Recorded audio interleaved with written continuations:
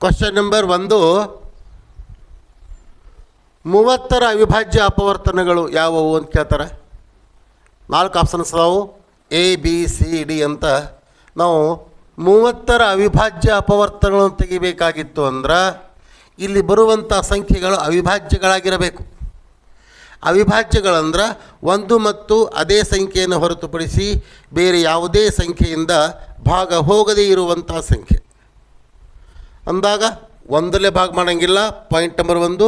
ಆಮೇಲೆ 30ರಲ್ಲೇ ಭಾಗ ಮಾಡೋಂಗಿಲ್ಲ, ಒಂದನ್ನು ಹೊರತುಪಡಿಸಿ ಒಂದು ಮತ್ತು ಅದೇ ಸಂಖ್ಯೆ ಅಂದ್ರೆ 30. 1ರಲ್ಲೇನೂ ಭಾಗ ಮಾಡೋಂಗಿಲ್ಲ, 30ರಲ್ಲೇನೂ ಭಾಗ ಮಾಡೋಂಗಿಲ್ಲ, ಬಿಟ್ಟು ಉಳ್ಕಿದ್ದು ಯಾವುದೇ ಮಗ್ಗಿಯಿಂದ ಭಾಗ ಹೋಗಬಾರ್ದು. ಆ ಸಂಖ್ಯೆಗಳು ಯಾವುವು? ಫಾರ್ ಎಕ್ಸಾಂಪಲ್ ನೋಡಿರಿ, ನಾವು 6 ತೊಗೊಂಡೇವು ಅಂತ ತಿಳ್ಕೊರಿ, ರಾಂಗ್ ಆಗ್ತದೆ. 6 ತೊಗೊಂಡೇವಂದ್ರೆ ರಾಂಗ್ ಆಗ್ತದೆ. 6 ಎಷ್ಟಲೇ 6 5ಲೇ 30 ಆಗ್ತದೆ, ಓಕೆ ಒಪ್ಕೋತೀನಿ. ಆದ್ರೆ 6 ಅನ್ನೋದು ಅವಿಭಾಜ್ಯ ಅಲ್ಲ. ಅವರು ಅವಿಭಾಜ್ಯ ಕೇಳ್ಯಾರ, ಅವಿಭಾಜ್ಯ. ಹೀಗಾಗಿ ನಾವು 6ಅನ್ನು ಸೆಲೆಕ್ಟ್ ಮಾಡ್ಕೊಳಂಗಿಲ್ಲ. ಮತ್ತೆ ಯಾವಾಗ ತೊಗೊಳಮು? 2 ತಗೋರಿ, 2 15ಲೇ. ಈ 2 ಅನ್ನೋದು ಯಾವ ಮಗ್ಗಿಲಿ ಹೋಗ್ತದವ? 1ರ ಮಗ್ಗಿಲೇನು ಭಾಗ ಆಗ್ತದೆ ಮತ್ತು 2ರ ಮಗ್ಗಿಲೆ. ಅದು ಬಿಟ್ಟು ಯಾವ ಮಗ್ಗಿಲೇನೂ ಭಾಗ ಆಗೋದಿಲ್ಲ. ಅಂದರೆ 2 ಎಂಬುದು ಅವಿಭಾಜ್ಯವಾಯಿತು. ಇನ್ನು 2ಗಿಂದ 3 5ಲೇ 15. 3 ಎಂಬುದು 1 ಮತ್ತು 3ರ ಮಗ್ಗಿಯೊಳಗಾದ, ಮತ್ತೊಂದು ಮಗ್ಗಿಲೆ ಭಾಗ ಹೋಗೋದೇ ಇಲ್ಲ. ಆಮೇಲೆ ನೆಕ್ಸ್ಟ್ 5 1ಲೇ ಏನಾಯಿತು? 5 ಅನ್ನೋದು ಸಹ ಅವಿಭಾಜ್ಯನೇ ಆಯಿತು. ಅಂದರೆ 2 3 5 ಅವಿಭಾಜ್ಯ ಅಪವರ್ತನಗಳಾದವು, ಹೌದಲ್ಲ? ಅಂದರೆ ಅವಿಭಾಜ್ಯ ಅಪವರ್ತನಗಳು 30ರ ಅವಿಭಾಜ್ಯ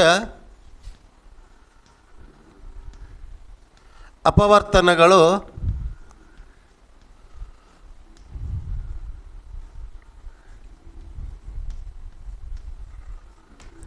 ಯಾವುವಪ್ಪ? 2 3 5. 2 3 3 5. 2 3 5 ಆಪ್ಷನ್ಸ್ ಎಷ್ಟು ನೋಡ್ರಿ? The right options B. The right options B. ಇನ್ನು question number 2.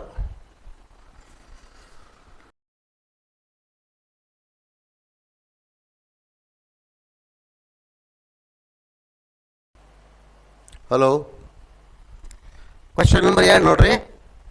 a1x plus b1y plus c1 = 0 ಮತ್ತು a2x plus b2y plus c2 = 0. ಈ ಜೋಡಿ ರೇಖಾತ್ಮಕ ಸಮೀಕರಣಗಳನ್ನು ಪ್ರತಿನಿಧಿಸುವ ರೇಖೆಗಳು ಛೇದಿಸುವ ರೇಖೆಗಳಾದಾಗ ಇವುಗಳಲ್ಲಿ ಸರಿಯಾದ ಸಂಬಂಧ ಯಾವುದು? ಇದು ದ ರೈಟ್ ಆಪ್ಷನ್ಸ್. ಇದು ಛೇದಿಸುವ ರೇಖೆಗಳು ಅಂತ. ಇದಕ್ಕೆ ಏನಂತೀವಿ? ಇದು ಛೇದಿಸುವ ರೇಖೆಗಳು ಅಂತ ಬರಿತೀನಿ.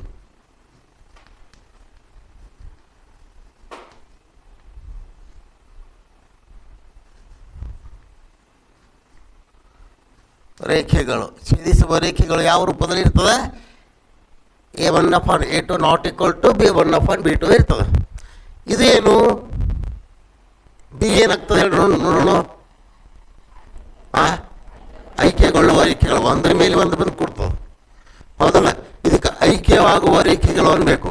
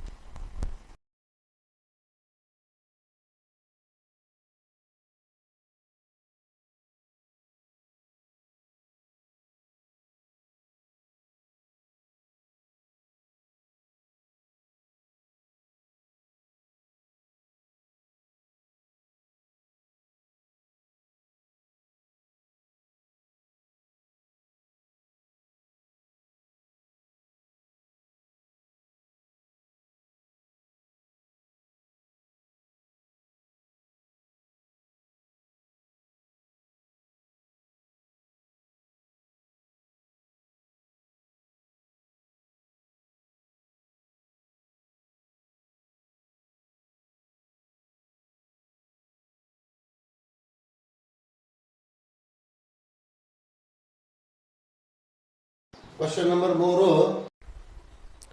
ಮೊದಲ ಪದ ಎ ಮತ್ತು ಎಣ್ಣನೇ ಪದ ಎಲ್ ಆಗಿರುವ ಸಮಾಂತರ ಶ್ರೇಣಿಯ ಮೊದಲ ಎನ್ ಪದಗಳ ಮೊತ್ತವನ್ನು ಕಂಡುಹಿಡಿಯುವ ಸೂತ್ರ ಯಾವುದು ಅಂತ ಕೇಳ್ತಾರೆ. ಆಪ್ಷನ್ 4 ಕೊಟ್ಟಾರೆ. ಅಂದಾಗ ಮೊದಲ ಪದ ಎ ಅಂದರೆ ಎಲ್ಲ ಕಡೆ ಎ ಅದು, ಮತ್ತು ಎನ್ನನೇ ಪದ ಇಂತಿಷ್ಟನೇ ಪದ ಅಂತ ಕೇಳ್ತಾರೆ ಅದು, ಮತ್ತು ಎಲ್ ಅಂದರೆ ಕೊನೆಯ ಪದ. ಮೊದಲ ಪದ ಕೊನೆಯ ಪದವನ್ನು ಕೊಟ್ಟಾಗ ಪ್ರಾರಂಭದಿಂದ ಸಮಾಂತರ ಶ್ರೇಣಿಗಳ ಮೊತ್ತವನ್ನು ಕಂಡುಹಿಡಿಯುವಂಥ ಸೂತ್ರ ಯಾವುದಪ್ಪ ಅಂತಂದ್ರೆ the right options A. The right options A. ಅರ್ಥ ಆಯ್ತಾ?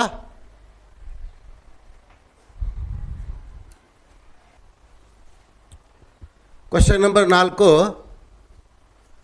5x² = 4x - 5 ಈ ವರ್ಗ ಸಮೀಕರಣದ ಆದರ್ಶ ರೂಪವು ಕೇಳ್ತಾರೆ. ಆದರ್ಶ ರೂಪ ಯಾವುದು ಅಂದಂಗೆ 4 ಆಪ್ಷನ್ಸನ್ನು ಕೊಟ್ಟಾರ. ನಾವು ಮೊದಲು ಸಾಲ್ವ್ ಮಾಡ್ಕೊಳ್ಳೋಮ. 5x² = 4x - 5 ಅಂತ. ಆದರ್ಶ ರೂಪ ಯಾವ ರೂಪದಲ್ಲಿ ಇರ್ತದದು? ax² + bx + c = 0 ಈ ರೂಪದಲ್ಲಿ ಇತ್ತು ಅಂದರೆ ಆದರ್ಶ ರೂಪ ಅಂತ ಹೇಳ್ತೀವಿ. ಇದನ್ನು ಈ ರೂಪಕ್ಕೆ ತರಲಿಕ್ಕೆ ಸಾಧ್ಯದ ನಾವು = ಹಾಕ್ತೀವಿ 5x² ಇದನ್ನು ಇಷ್ಟು ಈ ಕಡೆ ತಂದುಬಿಡ್ರಿ. +4x ಇದ್ದಿದ್ದು ಈ ಕಡೆ ಬರುವಾಗ -4x -5 ಇದ್ದಿದ್ದು ಈ ಕಡೆ ಬರುವಾಗ +5 = ಈ ಕಡೆ ಯಾವೂ ಇಲ್ಲ 0 ಕೊಟ್ಟಿವಿ. ಅಂದ್ರೆ 5x² - 4x + 5 = 0. ಇದು ಯಾವ ಆಪ್ಷನ್ಸ್ ತಗ ನೋಡ್ರಿ? The right option C. The right option C. ಅರ್ಥ ಆಯ್ತಾ ಹೇಳಿದ್ದು? ಮುಂದಿಂದು question number 5. sin 30 degree + cos 60 ಡಿಗ್ರಿಯ ಬೆಲೆಯು ಅಂತ ಕೇಳ್ತಾರೆ. 4 ಆಪ್ಷನ್ಸ್ಗಳು ಅದಾವ. ಇದರಲ್ಲಿ ಯಾವುದು ಅಂತ ಕೇಳ್ತಾರೆ. sin 30 ಡಿಗ್ರಿ + cos 60 ಡಿಗ್ರಿ ಇದರ ಬೆಲೆ ಅಂತ ಕೇಳ್ತಾರೆ.